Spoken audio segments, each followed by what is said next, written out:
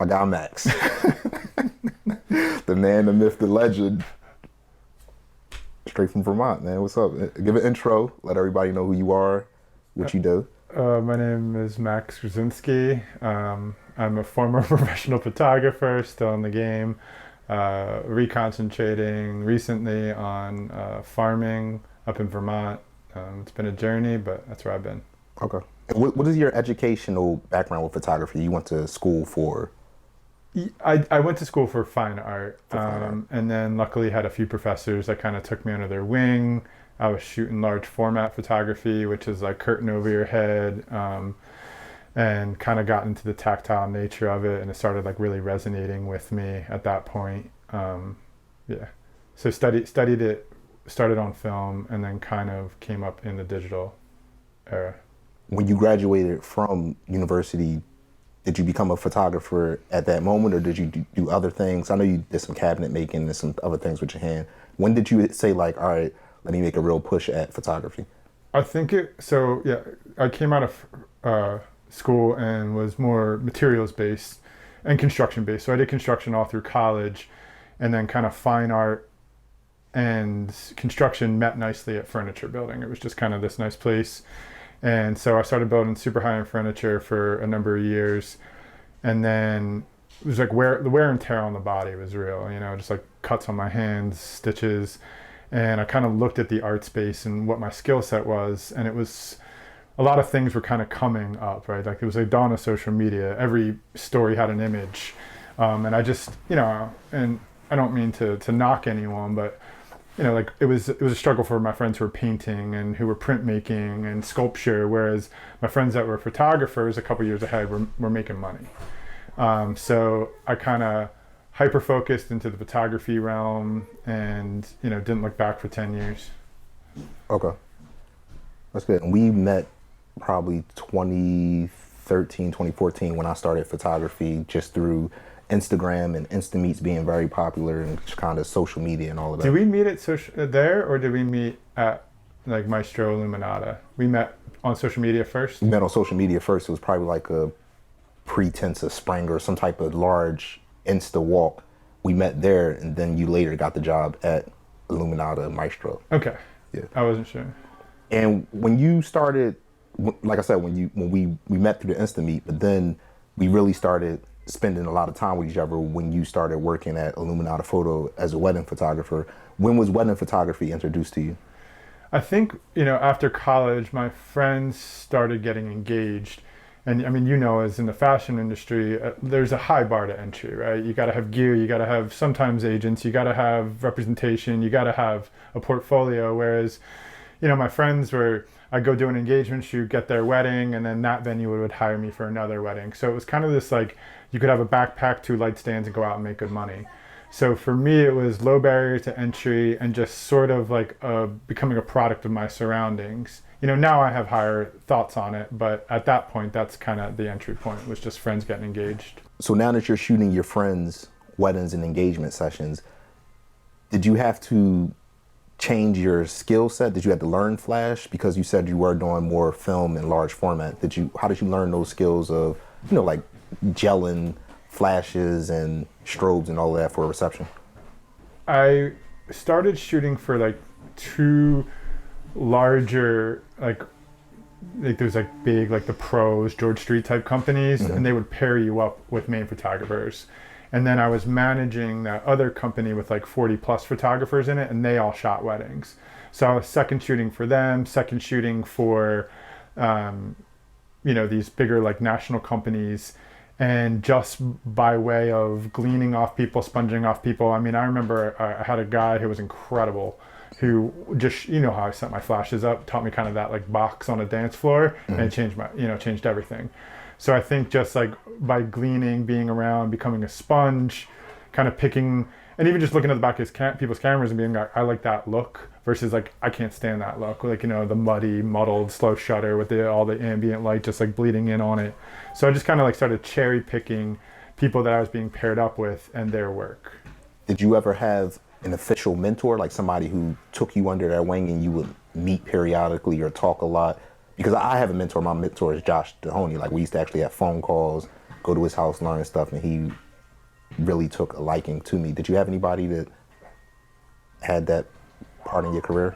I mean, I think I couldn't point to one person. You know, I've had a couple people definitely help me out through the years, you know, whether it be, you know, Chris, who we have in common, Chris Mendoza, you know, and then there's guys like more recently, like Chris Chrisman, who kind of sat me out back one day and was like, you know, because as we all know, as artists, like we're hardest on ourselves. And every once in a while you need a guy being like, hey, you got some juice, like you go do this. So I think like there has been people more that have just gotten me over my own barriers. You know, the technician is in me, the craftsman in me always dove deep. You know, I'd watch 10 YouTube videos, I'd go practice, you know, my backyard or wherever I had space, you know, in a windowsill. So I think it was more just a culmination of all that. In your eyes, what makes a good wedding photographer? 10 years ago, I might have told you a different answer. Now I think it's kind of being the chameleon, you know, whether you need to be the calming force or the, hey, we got to get out the door running an hour late. And I think being less in your camera, because, you know, you've shot probably a couple hundred weddings with me at this point, and I think we've got that down, right? I probably haven't shot 100 yet. I'm probably like at like a 80, and then because you figure when we were working together, we may have been doing, you were probably doing 20, 30 a year. I may have been helping out on 15 tops. So I've never went. I feel like a lot of the Illuminato ones, you were always like by my side, and then, you know, once I started going off on my own, you know, you're always my top pick. Yeah. But yeah, I think it's less about focusing, like as I've gotten more comfortable with like, okay, I know like what the next step in of the day is, and I also know like I got the shot. I think it's being more present for the couple. You know, I think making sure that they have the best wedding day, being the fly on the wall where you're not too invasive and you're not, you know, you're not, I always say this to clients, and it's kind of this thing where like it's always both, right? I almost don't want to be a part of a memory of their day. I don't want to be remembered. You know, I've seen photographers, again, going back to those early days where they'd be like, come on, like, let's go get the shot at sunset. And it's like, no, these people paid a lot of money to spend time with their friends and family. So giving them the most amount of time in that place is the most important thing to me. But yeah, you know, I think just focusing on the couple, making sure they have the best day possible, long term. I mean, anyone can take, you know, you shoot 1,200 images, you better get 500 good ones. So I think now in the iteration I'm in now, it's just really supporting and being there for a couple. Nice.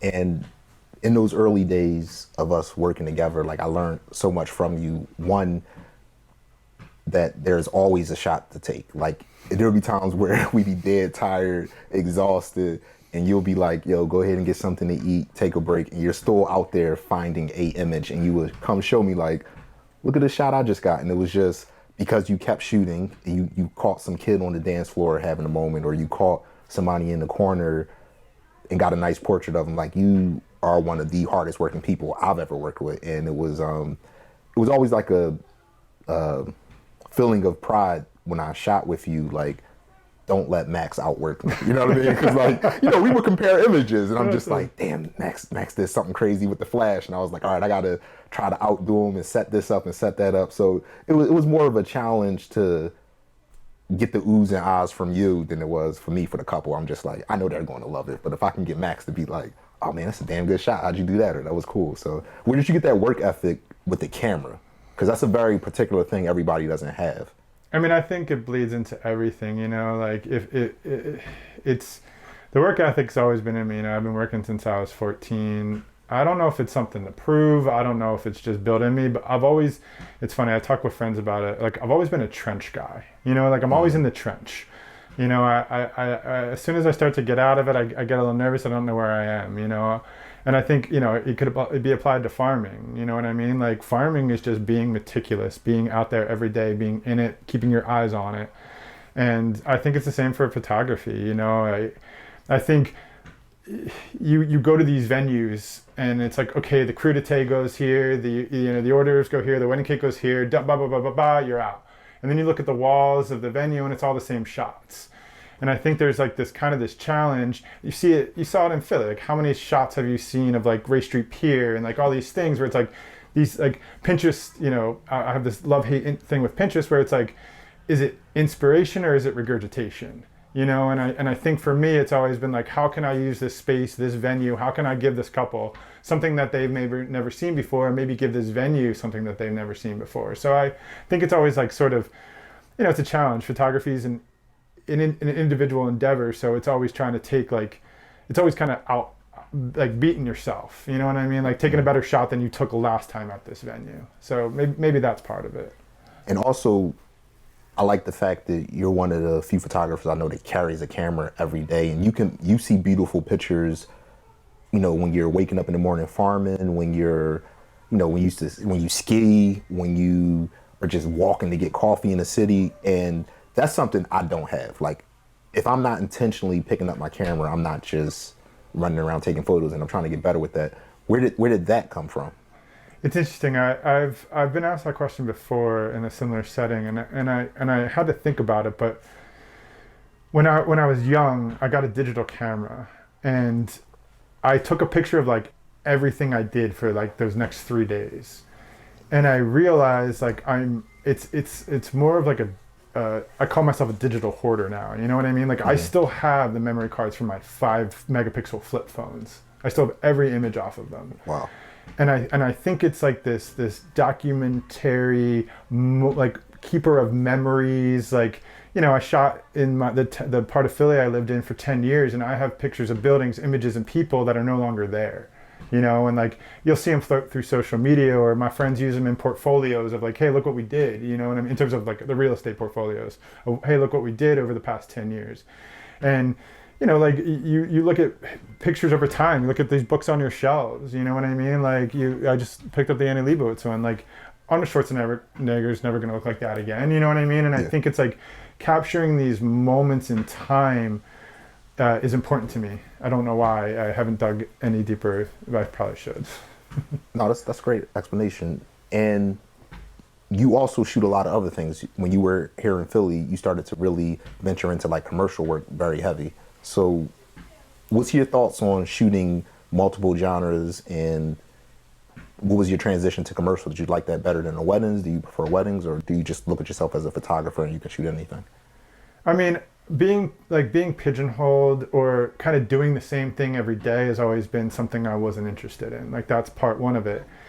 Part two of it is, I think I had this big moment. I'll never forget it. I was on a food shoot for one of the bigger restaurant groups I was shooting for. I went on a couple of those with you. Yeah.